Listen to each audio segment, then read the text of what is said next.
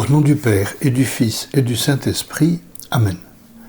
Mon Seigneur et mon Dieu, je crois fermement que tu es ici, que tu me vois, que tu m'entends. Je t'adore avec profonde révérence et je te demande la grâce de faire avec profit ces 10 minutes de prière. Marie, ma Mère Immaculée, toi que nous fêtons encore aujourd'hui et jusqu'à demain, même si toute notre vie nous penserons à toi, Saint Joseph, mon Père et Seigneur, mon ange gardien, intercédez pour moi. Nous fêtons aujourd'hui une sainte bien française, qui d'ailleurs est la patronne secondaire de la France, et qui est Jeanne d'Arc. Quand on évoque le nom de Jeanne d'Arc, on visualise immédiatement cette jeune fille en armure, munie d'une bannière, et qui a voulu sauver la France et qui a amené le dauphin jusqu'à la cathédrale de Reims pour qu'il soit couronné roi. Mais on pense aussi spontanément à quelqu'un qui a entendu des voix. C'est comme cela qu'elle s'est fait un peu connaître, et c'est à cause de cela d'ailleurs, puisqu'on l'a traitée de sorcière, qu'elle a été jugée et condamnée. Donc Jeanne d'Arc a écouté des voix et elle a suivi ce que ces voix lui disaient. Eh bien, ce phénomène, on va dire, peut nous aider pour nous inspirer et pour essayer de comprendre comment nous écoutons, comment moi, Seigneur, j'écoute ta voix. Comment, Seigneur, j'écoute ce que tu as à me dire, ce que tu veux me dire, mais que peut-être parfois je ne veux pas entendre, mais que toi, tu me répètes avec une bonté paternelle certaine. Comprendre ce que Dieu nous dit. Ce serait difficile de penser comme j'imagine certaines personnes le conçoivent. Non, à moi, Dieu, il n'a rien à me dire, il me dit rien, j'entends rien. C'est difficile d'imaginer que Dieu n'ait rien à nous dire. C'est difficile d'imaginer que Dieu ne nous dise rien, qu'il renonce en quelque sorte à sa paternité. Non, Dieu a sans aucun doute des choses à nous dire. Mais si nous voulons écouter ce que Dieu nous dit, il y a une première condition qui est nécessaire, c'est que nous sachions vivre le silence. On a besoin de silence pour écouter la voix de Dieu, parce que Dieu parle de manière très douce, très discrète, pour ne jamais forcer notre liberté. On a besoin de silence. Saint José Maria disait que le silence est le portier de la vie intérieure. Mère Teresa, elle, faisait remarquer que la nature, les arbres, les fleurs, l'herbe, poussent en silence. Et c'est vrai. Et nous aussi, nous allons probablement grandir grâce au silence que nous savons entretenir dans notre vie. Or, la vie est bruyante. André Frossard disait que la vie, et encore, c'était dans les années 70, et donc c'était pas tout à fait comme maintenant, mais disait déjà que la vie actuelle est comme une vaste conspiration contre toute forme de vie intérieure, contre toute forme de silence, de ce silence qui permet de développer une vie autre qu'une vie extérieure. Seigneur, moi j'ai envie de développer ma vie intérieure. Et donc, je me rends compte, nous nous rendons tous compte qu'il y a des ennemis, c'est peut-être un bien grand mot, mais vous avez remarqué comme moi, l'omniprésence, par exemple, dans la vie courante, dans les magasins, dans la rue même parfois, dans les avions, de la musique. Et quand il n'y a pas de musique officiellement mise par les organisateurs, eh bien les gens ont leur écouteur sur le casque, ou bien des écouteurs dans les oreilles. Et évidemment, et dans des conditions pareilles, c'est impossible d'écouter Dieu. Voilà pourquoi nous devons aimer effectivement le silence. Et aimer le silence, ça veut dire être capable de lui consacrer quelques minutes par jour. Ça peut être évidemment dans notre salon, ça peut être en se promenant en pleine nature, en écoutant les petits oiseaux, je ne sais pas, mais à installer dans nos journées, dans nos semaines, des plages de silence. C'est la première condition pour pouvoir écouter ce que Dieu a à nous dire.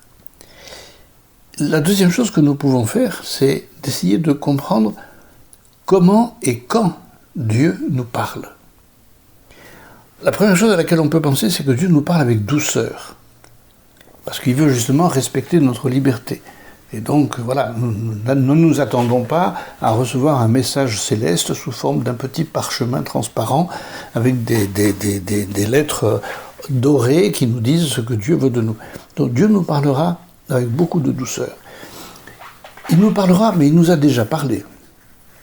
Dieu nous a parlé, sa parole est contenue tout entière dans la Bible, dont on peut se demander si on l'a lue et si on la lit.